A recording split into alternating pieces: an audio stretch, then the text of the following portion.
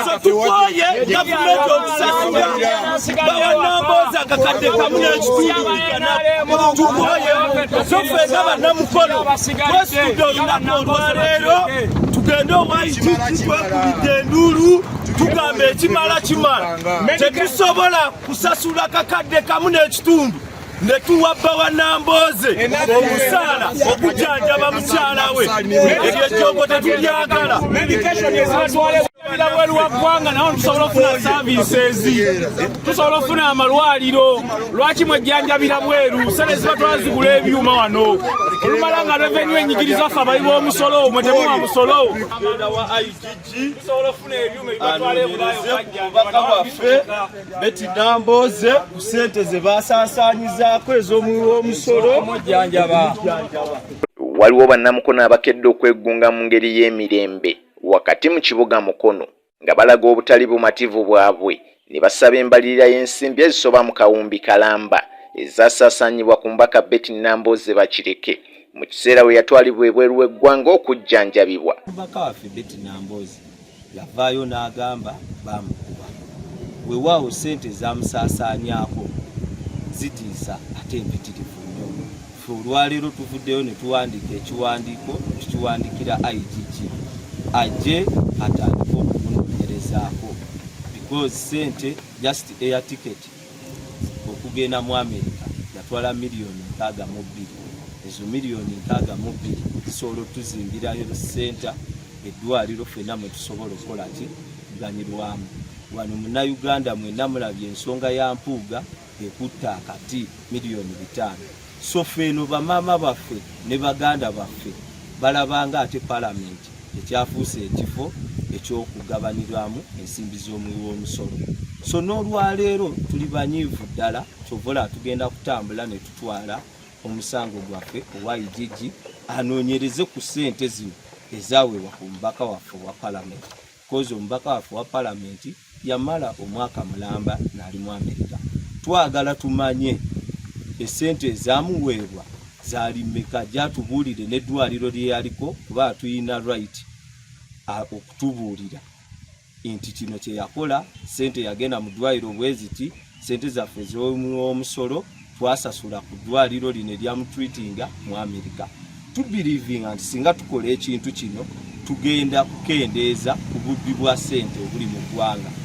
Bano ababadde n'ebipande ebiwandiikiddwako ebigambo ebiraga obutali bumativu bwabwe bakira batambula okuva mu kibuga Mukono ne boolekera woofiisi ya kaliisoliiso wa gavumenti ey'e Mukono okutwalayo okwemulugunya kwabwe mu buwandiike ne basaba omubaka Namboze ayitibwe era awembalirira mu bujjuvu ku butya bwe yasaasaanya ensimbi ezo kubizza ebiwanuuzibwa nti ssente zaamuweebwa ez'okwejjanjaba yazizza mu bibi era nti babuusabuusa n'obulwadde bwe yalina.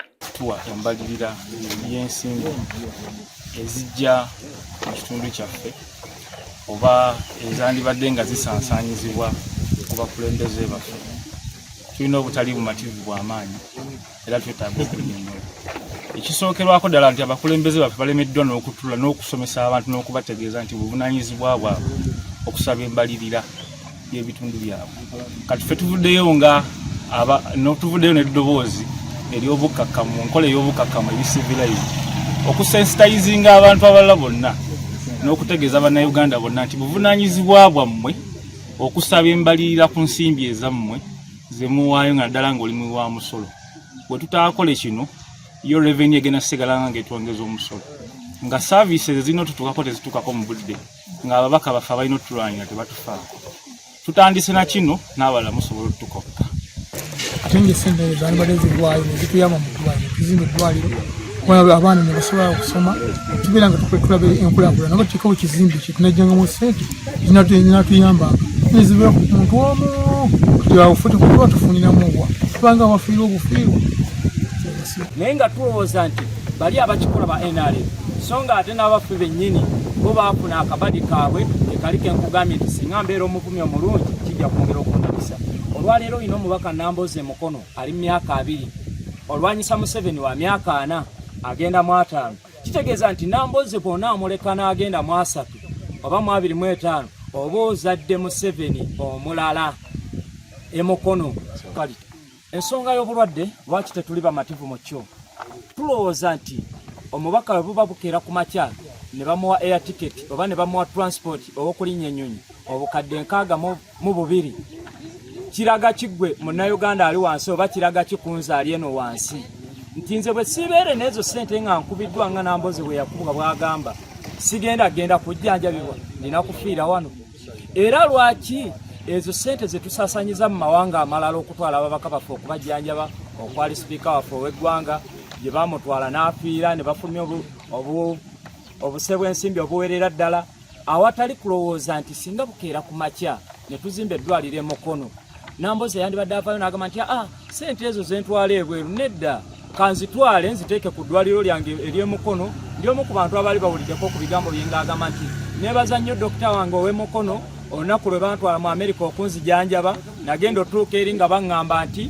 obulwadde obukuluma ekituufu bwe buno obwawandiikibwa ku mpapula era omusawo wakujjanjaba kituufu musawo nebyajjanjaba abimanyi naye kyemubulako lyeddagala lwaki tolwana nnyo eddagala eryo ne lijja mu disitulikiti y'eyo Mukono lwaki tetulwana nnyo eddagala eryo oba ebyuma ebyo ebibajjanjaba ebweru ne bijja mu ggwanga lyaffe kyetaagisa ki wabula ne balowooza kukyoggamba nti buli mubaka anaafunangamu obulwadde bajja muddusa mu Amerika buli mubaka anaafunangamu obukosefu bajja musindika e India yensonga lwaki olwaleero tuvayo ne tugamba nti ssente ezibasaasaanyizibwako nga bagenze mu Amerika bagenze e India ne mu nsi endala ssente nnyingi ate ssente ezongera okunafuya omuyi w'omusolo saako n'okwongera okumunnyika mu matigga okubulwa obujjanjabi tuba tufuniramu wa Peter Akure ng'ono ye regional supervisor wa office eno abakakasizza ng'ekiwandiiko bwe kigenda okutuuka obutereevu ku kaliisoliiso wa gavumenti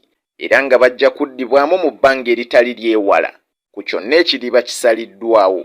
Okay, here we receive complaints from the public on behalf of the Inspector General of Government.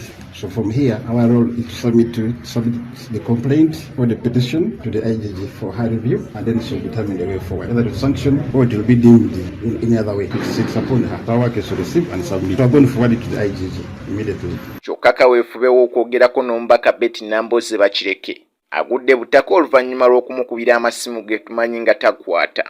Nze Franklin Mugerwa. Oli muzadde ng'okyalemereddwa ku ssomero ki mw'oyinza otwala omwana wo omwaka guno? Nsonga ki ekyakulemesezza? School fees bakusabye nnyingi? Olugendo lunene ng'ebyentambula bikyakalubye? Nandi ky'onoonya essomero erinaalabirira obulungi omwana wo? Okuviira ddala ku by'okusoma mu kibiina, okuzannya n'okutumbula ebitone, ekyokuddamu si kirala. Ly'essomero lya Prudence Junior School, Empoma Mukono lisangibwa ku luguudo oluva e Mukono okudda e Kayunga, nga wakayitako mu katawuni k'Ekisowera opposite n'Empoma Girls School. Prudence Junior School liri mu kifo kigazi bulungi era ekisirifu, ate nga lirina abasomesa abakugu ddala, ebyokwerinda ku ssomero biri gguluggulu, ebyentambula babikolako anti emmotoka ezitambuza abaana weeziri. Essomero lya Dene Boarding nga mu kaseera kano okuwandiisa abayizi kugenda maaso awo ku ssomero liwandiisa abayizi okuva ku daycare, nursery paka ku P7. Ebisale birungi ddala ng'abaana abava ewaka basasula emitwalo 3 gokka, ng'ate bo ab'ekisulo basasula emitwalo 6 gyokka. Abaana balya bulungi ne bakeera ku ssomero nga basanyufu. Bw'ayagala okuwandiisa omwana n'okumanya ebisingawo kuba ku noti 7 noti 1 29 92 38 oba noti 773 noti 62 21. Prudence Junior School tuwa omwana wo tumusomese togenda kwejjusa. Our dear parents, thank you for paying us school fees, and we still need your support because education is the key. May God bless you